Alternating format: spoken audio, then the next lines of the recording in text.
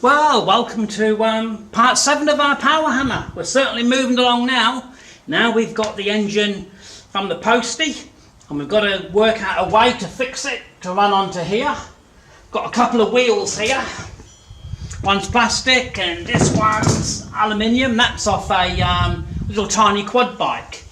But I'm not going to use the tyre, just the centre bit. So I'll probably run with the aluminium maybe. Although plastic has some advantages as well. I'm not sure yet, both will be pretty good. What I really want is to make sure we've got sensitivity, that there's a little bit of slip and you can adjust the speed of the hammer, because the engine will stay at probably 1000 RPM. So yeah, control is going to be the most important thing. So hopefully we can design a bracket to hang it all. And let's go to it. Yeah, just to explain a little bit better, just with the inner part of this wheel, you want it to be able to control this, because the faster that goes, the faster the hammer's going to go up and down. And you want it to be very precise when you're controlling it with your foot, because what will happen is, as you push down, this wheel will come up and touch the tyre, and because it's spinning, move the whole thing. But you want enough control that you can vary the pressure on there, which will govern the speed. So, in other words, you put it flat out, bang, this sticks there really hard, and you keep it flat out, this is going to spin and this is going to get really fast. Or gentle touch, gentle up and down motion of the hammer. So that's the theory behind everything. So let's get our little wheels and some brackets and the 7 horsepower motor and get to work. Okie dokie. What I've done now is made this bracket here to slide in. Just welded a piece of tube onto the main frame. Made this, that's the mounting for the motor. That's a solid shaft just there. That goes in here. The motor will mount on there. And then obviously the wheel will be here and that's what will be happening. So here's where we are up to so far. Pretty easy, self-explanatory really. Okay, the motor's now mounted and it can just lift up like this on that bracket we've made. Now what I've got to do is put the wheel on. And I've been doing some thinking and there's a change of plan. So what I've done, I've got a piece of flat bar, drilled a hole in it, and it's mounting the wheel to this that's the problem. One's plastic, one's aluminium, this is steel. We don't have the ability to weld aluminium, so it's steel. So I thought, alright, what will be the easiest and best way to do it? So I've drilled a hole in there, which will fit over here. I'll cut a little keyway in there, so it'll fit over this key, and then I'll put an 8mm bolt in the end to secure all that on, and then this will get welded bang in the centre of this piece of pipe, which will actually become the wheel. So it's exactly the same size as the other wheels, but it's just easier to fabricate to make it work with this than what would be the plastic or the aluminium. As long as I get that in the centre, which shouldn't be that hard. Can line that up pretty good just with a compass. So yeah, change of plan within the last hour. Never can tell what's going to happen, eh? Anyway, that's where we're up to. We're keeping going. Okay, what I've done is just drawn a circle on that piece of paper with this piece of metal, or sorry, a cylinder. And I've measured how big that is with my calipers, and half of it is that big. So all I need to do is put it on that line like that and draw with my pen, pick somewhere else, draw with my pen again, somewhere else, somewhere else,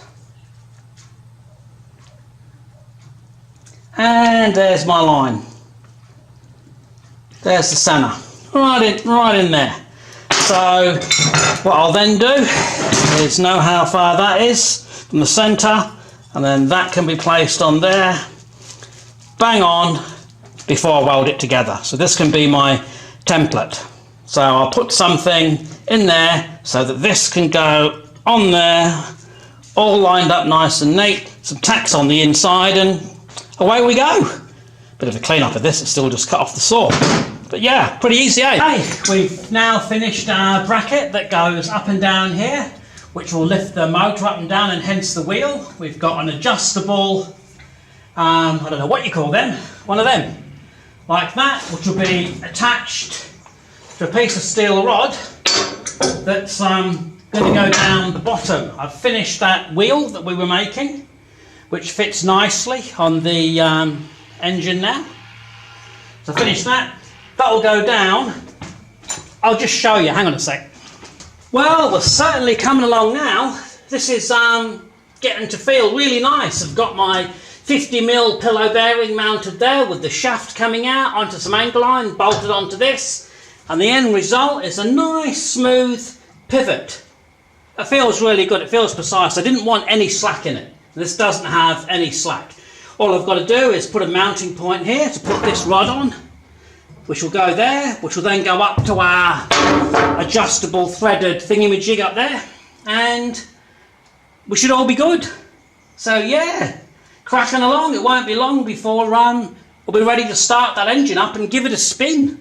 See how it goes. Looking forward to that. Yeah, got to put some extra brackets on the bottom here and out, because no way can you leave it like this. It's got to have big, long feet brackets, and I'll even cement those into the ground to make sure that it's really solid. Trying to start it like this would just make it fall over. Bang, bang, bang, bang, power on the floor. Revving its head off would be a catastrophe, eh? But anyway, yep, we're cracking on. It's going good. Now we're cooking with gas. Check this out.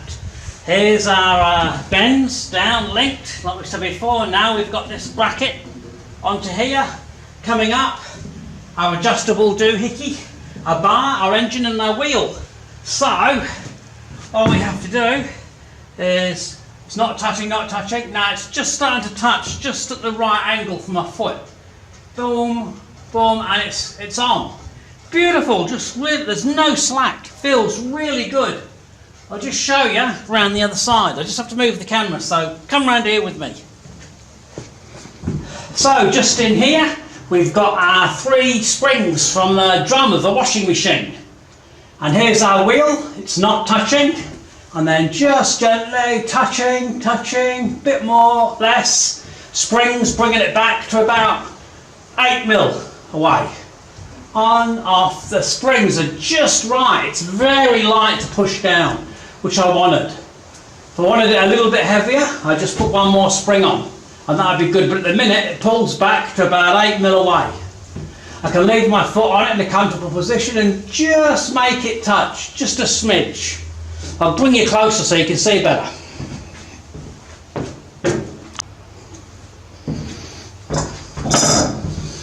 Okay, so move the wheel.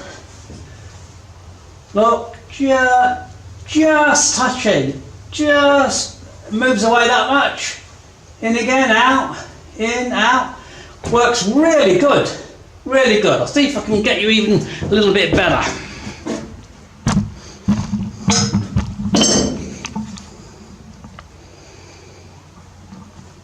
There we go. That enables you to see it pretty good. You can see ever so gently that moves. Just pulls away about 10mm. Back on gently. Whoa! What a machine. You see this bit in here? That's a bit boring, I reckon. Bit boring. Sort of, I think what I need to do with that piece of the wheel in there is put some sort of front on it to make it look like a mag wheel. Looks a bit industrial at the minute, so we'll do something here just to pimp that. That'll make it look a lot better, I reckon. But yeah, gee, really close now, eh?